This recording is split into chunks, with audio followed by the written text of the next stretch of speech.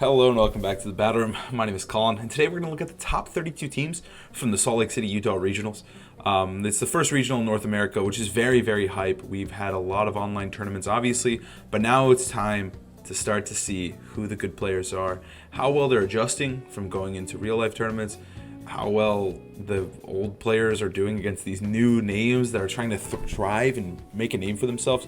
So let's get into it. Top 32, 32, 32nd place is Brett here with a pretty standard team. Zane Groudon stuff is very good, very popular. I'm not going to go over every team, but this team is really, really good. We're going to talk about it a lot later, but I think it makes a lot of sense. It was originally a Japanese team, and a lot of players have adapted it and made it into their own playstyle. There's a lot of things you can do with it. Traditionally, though, it is a Solvus Groudon with a Incineroar that kind of depends on the item. Tech it. This can be Iron Ball, sometimes Screens, it kind of depends. But yeah, this team is really, really strong. Charizard can be Life Orb, it can be Charity Berry, it can be a lot of things. Gastron is traditionally always Yawn.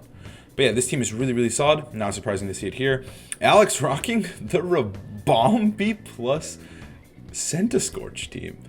Very strange, but it makes sense. These two are the primary maxes here. Support Pokemon. Like, the Rabombi and the Centiskorch are really strange, but the overall team comp makes a lot of sense when it comes to, team building and what we've seen. This team is pretty standard stuff. We got Whimsicott, which is, I guess, a little bit different, but paired with Landorus, Alecki, and DD Kyogreization. I feel like Kyogreization has some of the more open-ended comps that you can build around it. You can really do a lot with it. A lot of Pokemon synergize really, really well. These two Pokemon are obviously amazing together, so I think it's really open-ended in what you want to do with it. Like, we saw this, and now we're about to see Pikachu plus Butterfree as the partners instead. But again, it's making sense. Like, two supports, two maxes. Pikachu can max too, and then, yeah, that's it. Like, it's the same style of team as this one, just with a Pikachu, which is very strange. We did see this one on stream. It was a really funny set. Very crazy set. But Max Simon is a player who's known for using Pikachu. I think they've used it almost always. I think every single tournament, I think they consider themselves kind of a Pikachu main. I've played them a lot on Showdown, always Pikachu. It's kind of a cool team, honestly. Like, the Pikachu, as trolly and dumb as Pikachu is, it actually does have a lot of good going for it. Fake Out, it has strong electric moves into Kyogre. G-Max, Gigavolt Pikachu, I don't know what it's called. It does insane damage, it paralyzes both partners, so it's just more speed control to pair with Kyogre, and I think sometimes that's all you need to win the game, so it's kind of cool. Like, I don't hate Pikachu. Next up is Diego. Pretty standard Kyogre stuff with Ferrothorn. Wolf Click played in this tournament. Wolf's team was actually really cool. I did see it before the event. He played Francisco Pardini on stream, and someone had sent me the clip of the team, like the 6 Pokemon, and I thought it was fantastic. I thought it was a really cool take on Palkia plus Ice Rider. I thought Palkia Ice Rider was going to do much better in the tournament, but spoiler alert, this is the highest it gets in 27th. And I thought it was going to do really, really well, but it just really didn't, and I don't know. I was a little bummed about it because I really was confident in Palkia Ice Rider. But Wolf's team is really cool. Honestly, the Pheromosa is a really cool addition. It just adds another form of speed control and makes it not a hard Trick Room team. And I think Pheromosa could be really hard for certain teams to deal with. Obviously, the teams below it have like Whimsicott, which is really annoying. But like a team like this one, I think that you could easily trick or speed swap, and then just you're faster than everything here with a Calyrex Ice. That seems insane, and that seems like something that would be really fun. So I wish we got to see more of it, and I wish Wolf did cut. I think it'd be really cool to see this team, because I thought some of the ideas on here were fantastic for Ice Rider teams. So I thought Wolf's team was really cool. Pengi, standard team, nothing too much to talk about here. B. Smithy Brady with kind of a different take. I don't know. I don't think we see a lot of Calyrex plus Station. So I think it's kind of cool to see Shadow Rider plus Station do well here. The double Genies plus the 2 supports, it seems pretty strong. In team preview, this can be really obnoxious. You don't know which one is, if they're both maxes or if this one's supportive. It's kind of a neat team, and I do like it. Brock, standard team. Talk about that one more later. Palkia with Charizard and Incineroar and Amoonguss is actually kind of cool. I like the Charizard there. I originally know Audie did run Charizard as a Sun matchup, and I do think it is actually kind of sick. I'm a big fan of Palkia lately, and I think that Palkiazation Amoonguss Incin is like a godlike core, and you can kind of like be flexible with it and build it however you want. So I think this is actually a pretty cool team. This one. I think it's pretty cool. I think Thundurus is cool and pairs amazingly well with it. I'm not sure how you're supposed to really make Palkia creative and new anymore, but I do think this is pretty cool. I'm a really big hater of Kyogre plus Ice Rider. I'm really dislike it. I think this team is kind of cool though. You have the Trick Room help set up. You have screens. I don't know. It seems kind of slow for my liking, but they did really well. Grant kind of popped off.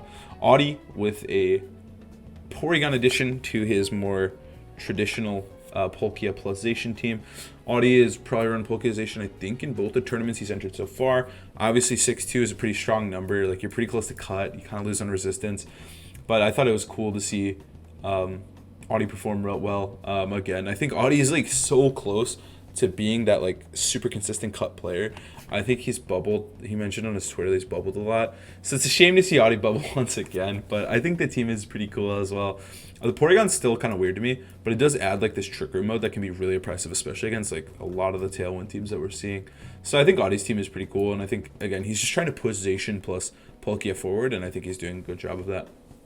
Next up is KDA Marnie. This is a person that I've actually worked with, and I think this team is really cool. I think Solgaleo was like secretly one of the calls going into the tournament, and I really didn't expect that. I obviously wasn't competing, so I haven't been like super focused in on the meta, but Solgaleo was actually really sick in this tournament, and this is one of the first ones we're going to see.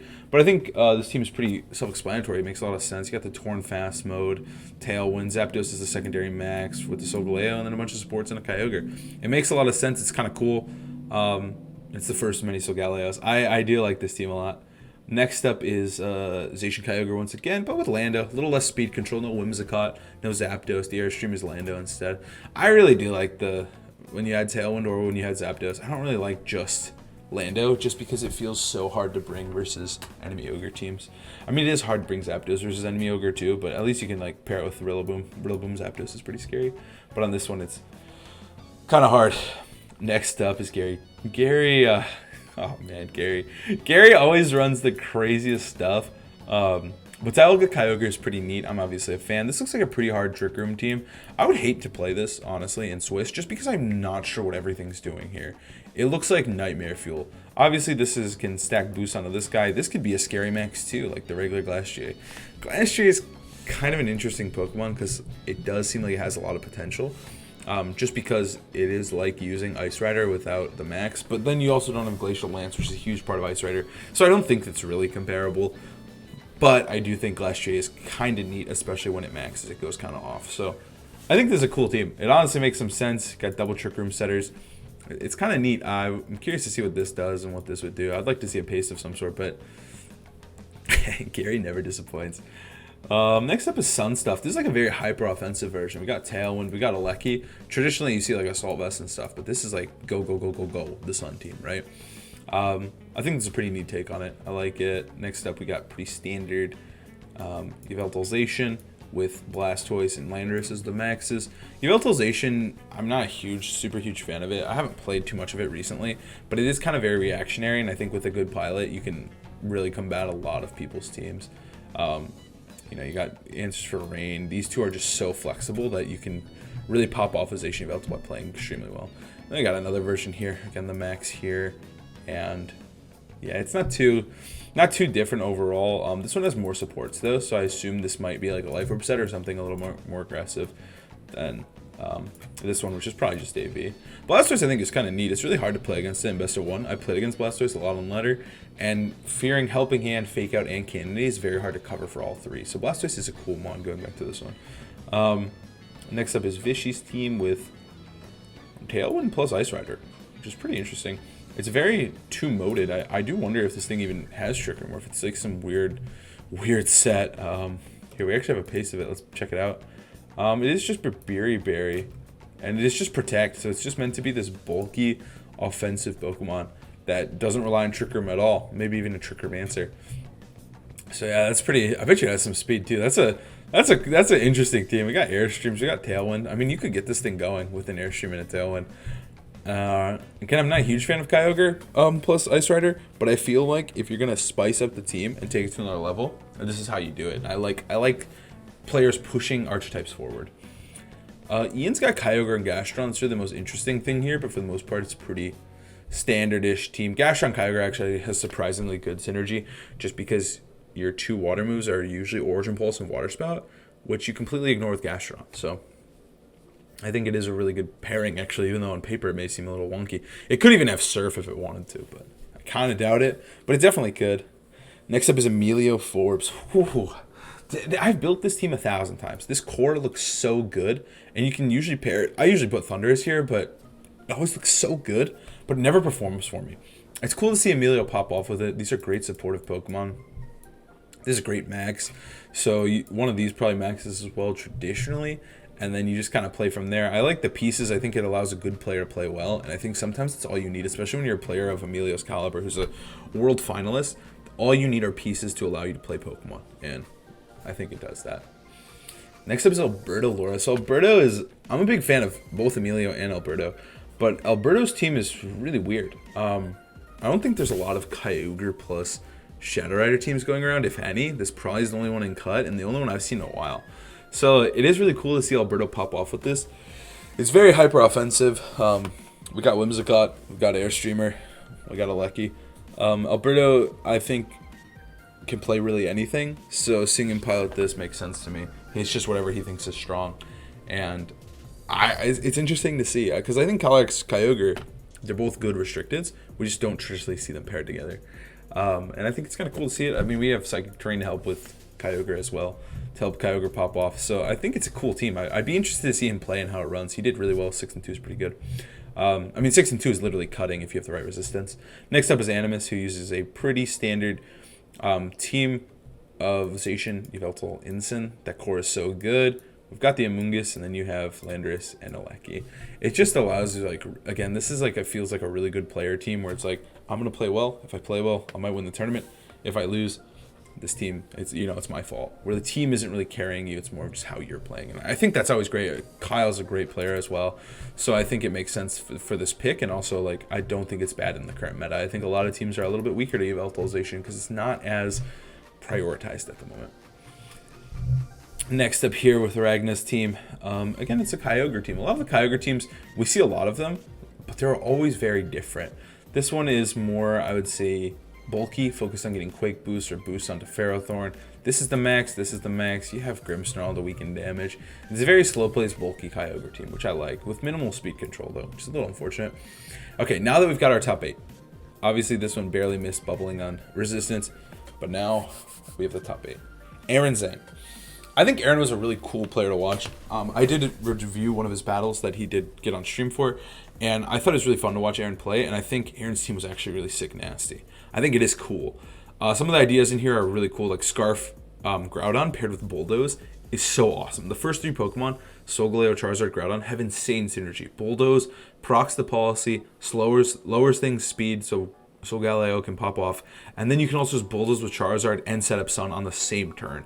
It just seems kind of nutty, and it seems difficult for a lot of teams to prepare for in best of 1, or best of 3. But like, you just lose game 1 to this. Like, I wouldn't be surprised if I lost game 1 to this. I wouldn't be surprised if he never lost a game 1, because it just seems really shocking to deal with Scarf Groudon. But Scarf Groudon is also pretty consistent, and it's kind of good because it's still a speed control bot, and it also just threatens KOs onto Zacian in the late game. If you get checkmate by Scarf Groudon, Precipice Blades, or Fire Punch, gets shipped a little, it's easily getting a KO.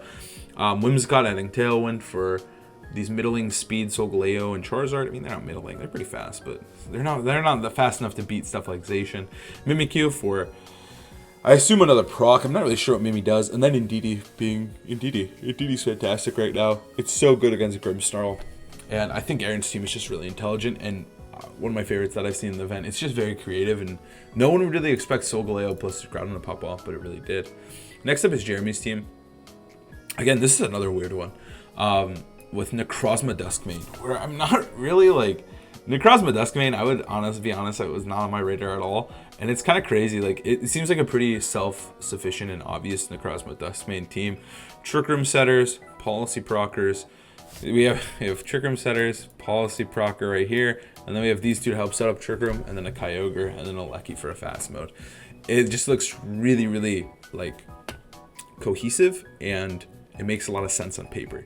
And obviously it did really well in the tournament. It went 6-2, which obviously is the same as these, but obviously Pokemon tournaments rely on resistance, which is a form of, like, a way to determine like the pairings and also to determine who's above who when they have the same record. And Jeremy and Aaron were both on the upside of the resistance, same with Z here.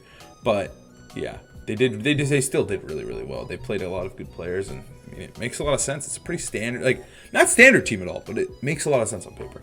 Next up is Z, which is the same team as Kyle.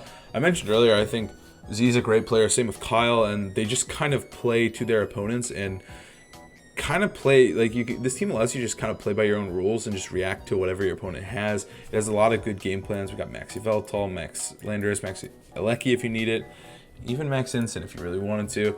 But traditionally you're probably gonna see these two, Max, maybe an Alecki, and it just has great support, two of the greatest support Pokemon, and they're just really good players. You got Rage Powder, you got Fake Out, you got Double Intimidate, and you got two great Restricteds. So it really, the battlefield is their oyster, and these two players are allowed to pop off. Z did really well. I thought the match versus Aaron trailer was fantastic. It was a really fun set to watch in top 8, and I think Z performed incredibly well in this tournament. Next up is Zach. Zach's team was honestly kind of wild to me. Like, it just seems like Solgaleo go Burr the team. Like, you have like potentially 3 policy proccers, maybe 4. This thing has bulldoze, so you're just going fast, pressing bulldoze, and just sweeping teams with Max Solgaleo. We watch him play versus Ragna in the final round of Swiss, and this team is very obvious in what it's doing. Bulldoze, sweep. Brutal Swing, sweep, right? Like, it just has a lot of good tools to support Solgaleo, and it was just another Solgaleo pop-off team. Now for our top 4, we've got Alex. This is the same team as Audi, I believe. It makes a lot of sense in this tournament. I think Palkia plus Zation is still pretty good. And obviously Audi did well with it. It was a pretty well-crafted team. You have Double Follow Me, which I think we're going to start to see more. It seems really, really strong. Amoonguss is just popping off right now, if you can see all the little mushrooms. But Amoonguss is doing incredibly well. And I think Indeedee paired with Amoonguss is actually pretty good because you can actually bring Psychic Terrain when you need it. But if you don't need Psychic Terrain, you just bring Amoonguss and you can just start sporing things. So I think it's fine to run them because you're usually going to bring these two every game. So you're not going to bring both, but you can, but you don't need to. And then you can just bring Fake Out plus the mushroom, or maybe you just lead Fake Out and bring this in the late game. So I think it actually makes a lot of sense in the context of the format. The only thing I don't love about this team is Palkia is the only max. Like, I guess you can max P2 or Ensign, but I believe it's Foul Play, Eerie Impulse, P2, so that's not a great max. So it kind of relies on Palkia to max, but at the same time, that's not a big deal because you don't need another max. You're going to bring Palkia almost every game. So it makes a lot of sense. It's kind of an interesting team. I look forward to see Audie's breakdown of the team and how it functions and learn about this one. Because I think Palkiazation is pretty cool. And I know a lot of players think it is really, really strong. And I think it keeps performing well. So I'm interested in Palkiazation a little bit moving forward. Next up is Joseph Ugarte. Going into the tournament, I thought Joe would win. Like, I would put money on Joe to win. But unfortunately, Joe got a little unlucky in top 4. But it is what it is. Joe still had a fantastic run. Got himself some money and some CP. And I think Joe had a really standard team that allowed him to play as well as he needed to. I think this team is super versatile. I'm a huge fan of it. It's a team I've been using for a while. I didn't expect it to pop off as much as it did. But it is a pretty sick team. It gives you tons of tools. I know Joe ran light screen variant on Grimmsnarl. And yeah, it's just a really, really strong, potent team. It gives you lots of tools. You got Scary Face, you got a Max Groudon, you got Zacian, you got Instant. You have some of the best Pokemon in the game.